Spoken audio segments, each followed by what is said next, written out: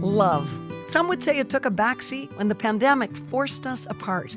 As a family-run and proudly Canadian-owned company, Charm Diamond Centers saw the need to bring us together with tales of love and created the Canadian Love Map podcast. Since then, we've shared hundreds of real, uplifting stories that prove love conquers all. So thank you for listening. We couldn't do it without you. And remember, love starts here. The way we get along and the way our conversations flow is just unlike anything I've ever experienced in my life. And it's just like, you can tell that when we're together, everything's just so easy. And it's just a feeling that we just gel, you know? Hi, I'm Nancy Regan. Today's love story belongs to Olivia and Andrew, a couple who are truly in tune with one another. Their relationship predated the pandemic, but during the lockdown, they evolved from a couple to a duo. I have a feeling you're really gonna like this musical love story. And as Andrew's mom, it was a super fun episode for me. Enjoy.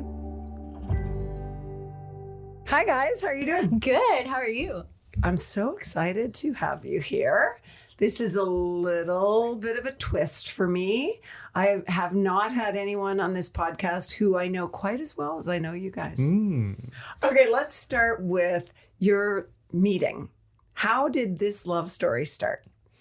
It began on this, we both started using this really underground dating app. It's called Tinder. Yeah, I don't think anyone's heard of it. Yeah, if it's your first time hearing of it, it's pretty good. I recommend it. But we met on Tinder and... Neither of us had used it really, okay, from what I know from Andrew, he hadn't used it a lot either, but I don't know about that now that I say it out loud. But only 20 or 30 days. I had only used it like once before and had a bad experience, but I like dared myself one day and I saw Andrew's profile and I was like, I dare myself to go on a Tinder date because I'm trying to do things that, you know, challenge myself, get out of my comfort zone. And so I did because I saw him and then I saw his Instagram and I was like, he doesn't look too threatening. So, so that encouraged me to reach out. Bar. It was a really low bar. I wasn't looking for a lot. I was just looking for one of the goals of my Tinder profile. Yeah. So that was good. And then we scheduled a date. Mm-hmm. Where did you go? We went to this really cool bar in Toronto called the Cloak Bar. It's sort of like this secret, it's not really secret, but you have to call in and they'll come and get the door and lead you down this kind of which was a big move, hallway. By the way. That was a good move. But it was also kind of interesting because she showed up right as the guy was coming to the door. So we really only had time to just be like, oh, hey. And like barely meet. And then we were following this guy down this back hallway. And I think that Olivia thought this might be like a complicated ruse designed to kidnap her or something. Yeah. At one point, for sure. But we got in and this was... I think it might have been my first time going to the bar as well. Or maybe my second. Really? I don't really remember. Because you already knew about it. It was his idea. It's down in the basement of wow. of another restaurant. But you get into the room and it's really beautiful. So I'm hoping that her fears were subsided by that point. The sketchy hallway definitely didn't help at first. But it was a really nice place. So. And yeah, when we went on this date, we got along so well and had like a shocking amount of interests in common. Like... all the music, movies, like everything. And then at one point, Andrew went up to go to the washroom and then I texted my roommate and I was like, oh, this is wild. Like we have so much in common. This is perfect. Like this is freaking me out. Did I make this guy up? And then he comes back and says, oh, you're still here. So that's a good sign. And I was like, aw, the dad jokes. That's great. And then I went to the washroom and then came back and said the same thing. I repeated the jokes. So. The next thing that happened was not so expected. So you say that, Olivia, and I think, okay, so you'd think the next step would be automatically another date. What happened next? So Olivia sounds all happy about it and into me, but unfortunately, back then she wasn't quite so sure, and she sent me a message. I do have to respect it because she was very upfront, and you don't get that all the time these days. But she said, look, I'm just not feeling that much. I'm not that into you. I think maybe we're like not right for each other. I didn't say that. And she said, I hate you, you're ugly. No, it was very respectful. I said I didn't know how to date because I had been at theater school with 20 people in my class for 4 years and I had not met a single new person in 4 years. So I didn't know how to like be myself in front of someone new and it freaked me out. So I was like, I got to step back. I don't know how to date. So I, after all, was not very good at giving myself challenges. I kind of wimped away from that pretty quick. So what did you really say in the email or text? Whatever I said just that. I was like, I'm sorry. Like, I don't really know how to date. I'm not really feeling as much as I should. So like, I don't really think that we should keep seeing each other.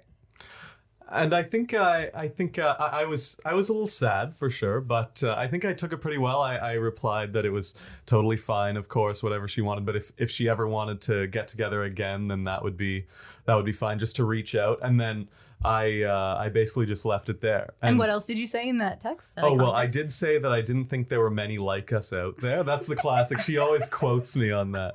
It's as you may have noticed, there aren't many like us out there. That was my line for sure. But then after that, I just left it, and I actually had a theory that if I just left it, I had a feeling things were actually better than they seemed, and maybe she was just a little freaked out. So I just didn't say anything. And then, of course, a month later, she sends me another text on Christmas Eve. On Christmas Eve, saying that she was thinking about me after listening to a song that I have tattooed on my arm. Yeah, I thought that was a pretty good line, honestly. Mm-hmm.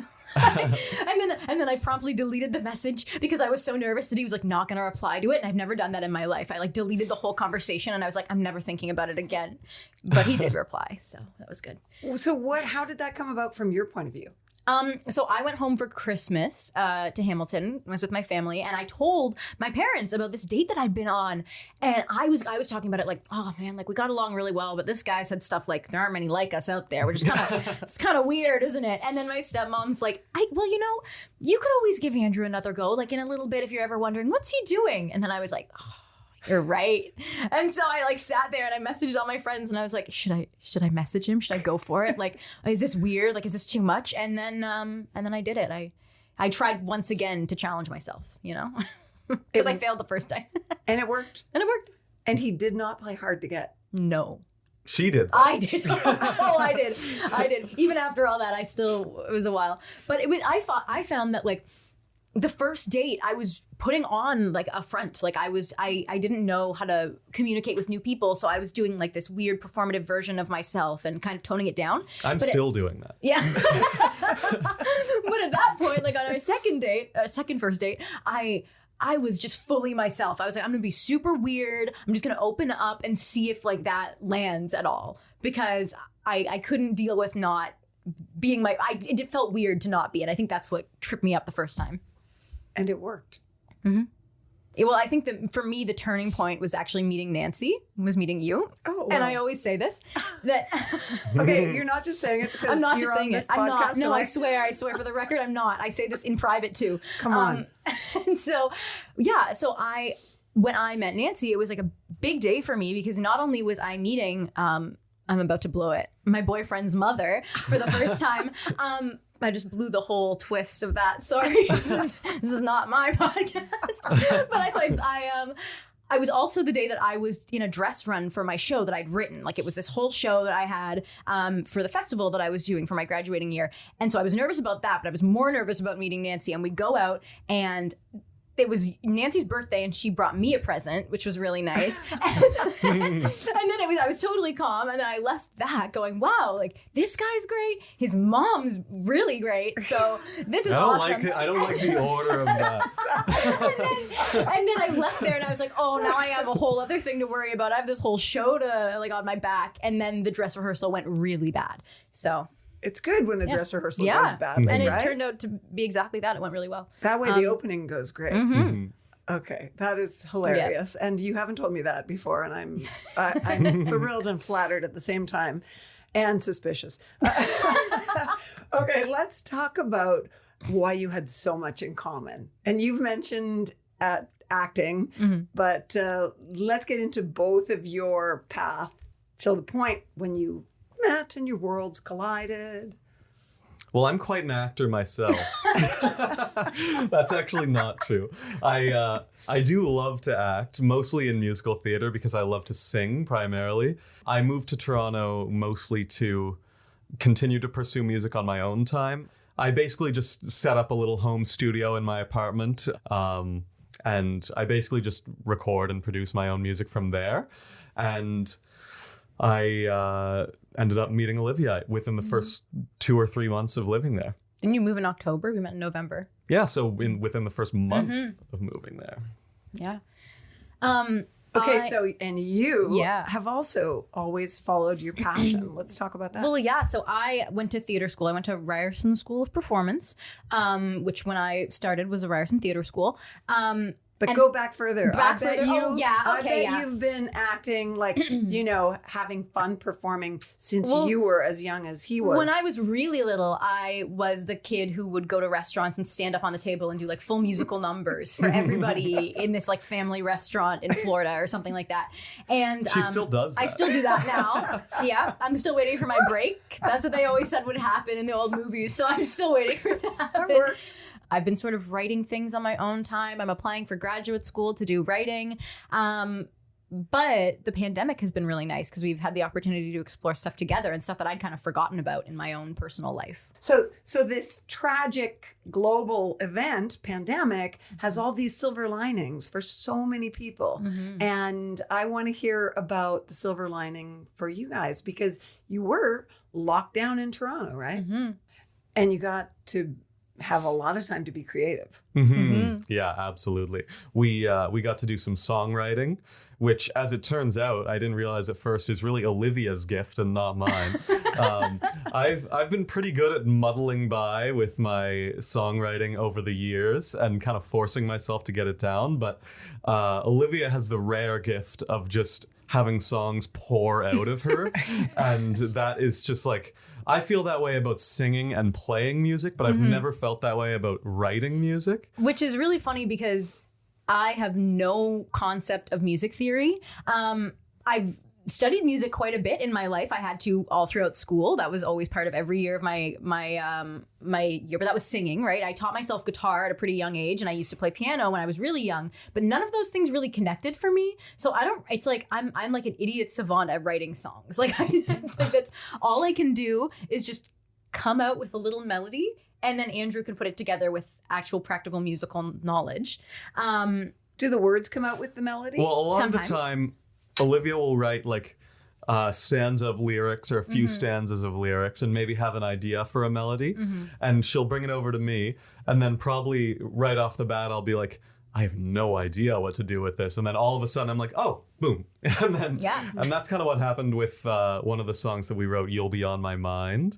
So she wrote, I guess, a few stanzas of it probably. Yeah, I wrote the whole like little verse part. The first verse, yeah.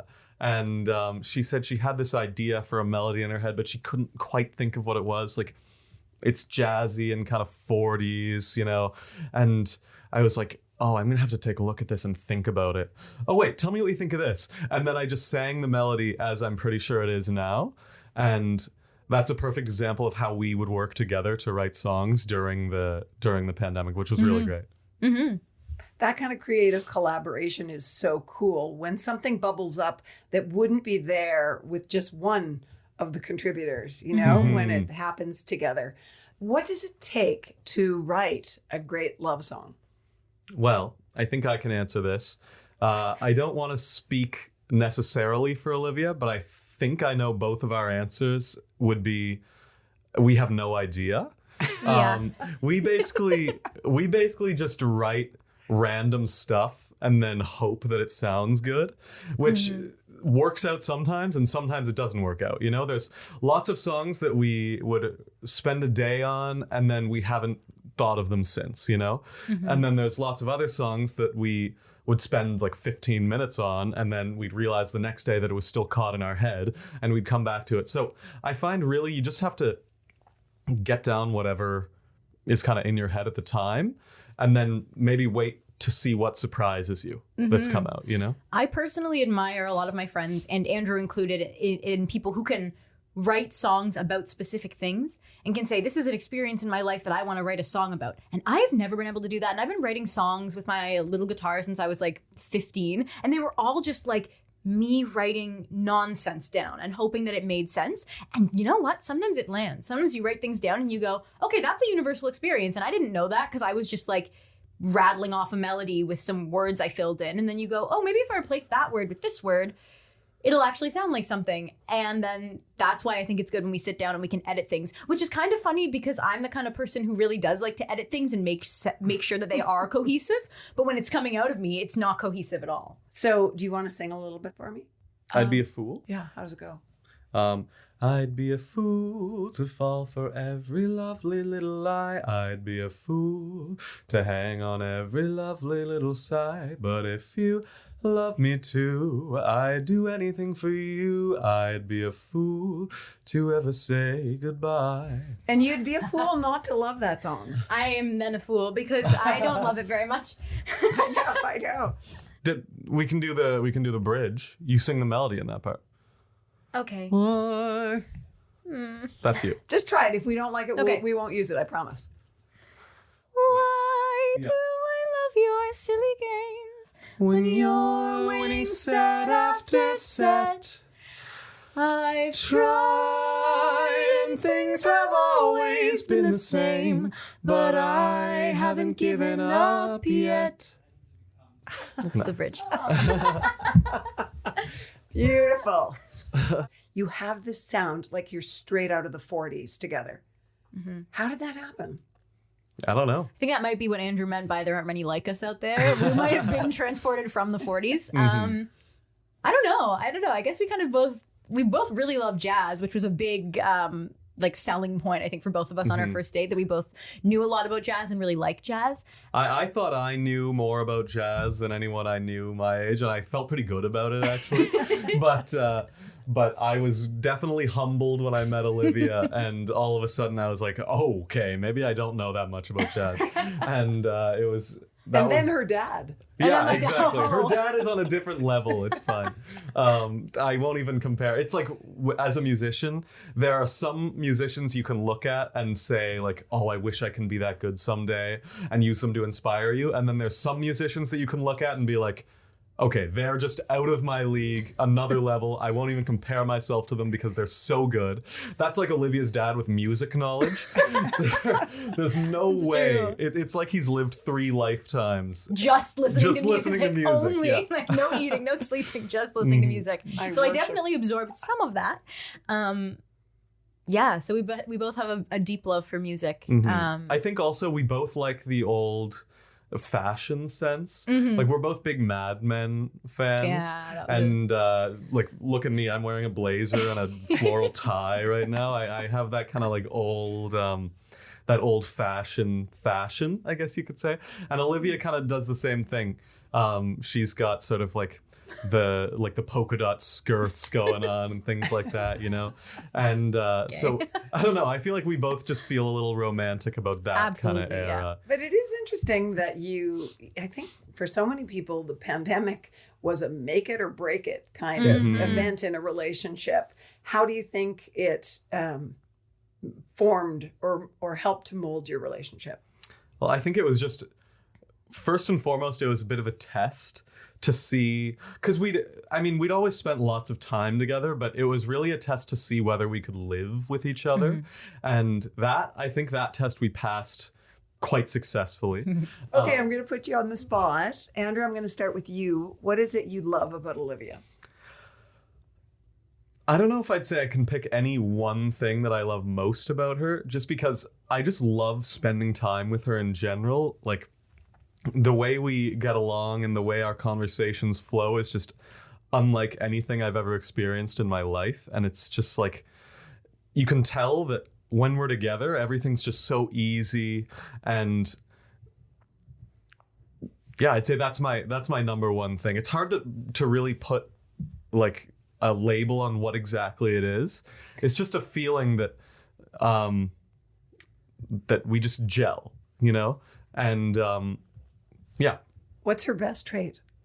Her best trait is I'll list 3. I'd say possibly her sense of humor is one of them, for sure. Yeah, for sure. Her outgoing nature, in that she's always ready to meet my friends or get to know my parents or spend time with anyone that I care about, which is really great.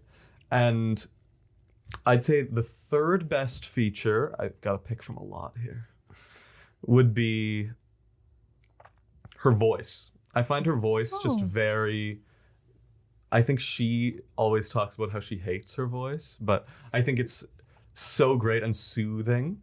And I don't know, everything she says just sounds lovely. Oh, that's so kind. She's just a bundle of positive energy, too. Mm-hmm. Okay, you're on the hot seat there. Liv. Okay. I was really invested in what Andrew was saying, so I didn't take time to think about it, which is a really good sign, because usually, like, as a performer, she's I'm a great constantly listener, too? yeah, I'm actually not a good listener, but this time I was, so interesting. I would have to say that, like, my favorite thing about Andrew is that I think that he has a very romantic nature, and that's very sweet and not something that I thought that I would particularly like, as evidenced by the start of our relationship. But I really love that. And then I love that even more now that we're so comfortable with each other, that it doesn't feel like all of my anxieties about, you know, being in a relationship and being with, like, so close to someone are completely faded because he's so comforting and just feels like home. And I think that among any other small little thing, like his voice and his sweet little sense of style and the beard that I helped him grow that I think looks so handsome. But maybe that's me. She would go in and just pull the hairs out gradually. That's what she means when she said she helped it grow. I helped it grow. Yeah. I think it would just be that among all the little tiny little things, it just comes together to build this person who feels like home. Well, I love your relationship. As Andrew's mom, I will say that it's such a treat for a mother to see your son, particularly, in a relationship with a beautiful, confident, funny, outgoing young woman. And I've got 2 sons who match that description right now, so that's pretty special. We'll have to get the others in here another time. The one thing I'll say before we go is that you finally convinced him. He must love you because you finally convinced him to get on TikTok. That is true. So the world can expect to see Andrew and Olivia together on TikTok. Absolutely. We've got a few songs ready to go, I think. And it's Macum, which is Machum. All right. Well, that's awesome. Were you nervous about having this conversation because of our relationship? No, not me at all. I was actually less nervous about it because we've had the conversation so many times. I've actually, the only thing that made me a little wary is I've known Mom to have some hard-hitting questions sometimes. So I was wondering what she was going to grill us about when we came in here. Maybe this was just a trap and it was actually going to be an expose or something. Oh, that starts now. Yeah, okay, good. Actually, that'll be the next time. Thanks, guys, so much for joining us. This thank you for having us. So fun. And it's fun for me to watch this relationship blossom. Absolutely.